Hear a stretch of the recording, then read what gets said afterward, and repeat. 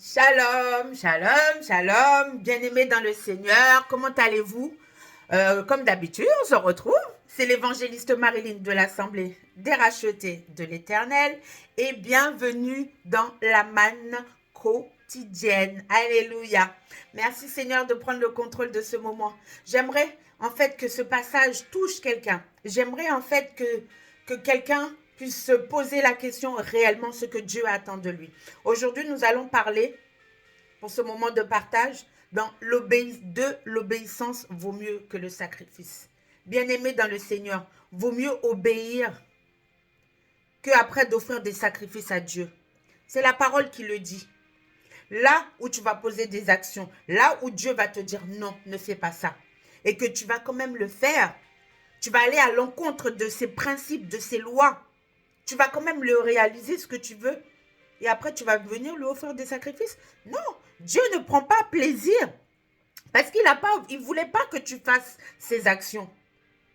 Parce que là où il te dit, ma fille ou mon fils, peu importe, je ne veux pas que tu accomplisses ça. Je ne veux pas que tu mettes tes pieds là. Je ne veux pas que tu ailles à tel endroit. Je ne veux pas que tu dises ces paroles. Mais que tu vas quand même les faire. Et après, tu veux te repentir en lui offrant des sacrifices. Mais Dieu ne prend pas plaisir à ça. Dieu n'a pas besoin de tes sacrifices. Ce qu'il veut, c'est un cœur obéissant. Il veut que tu obéisses à ses principes, aux préceptes de la loi divine. Et pour cela, nous allons lire un passage dans 1 Samuel 15 à partir du verset 22.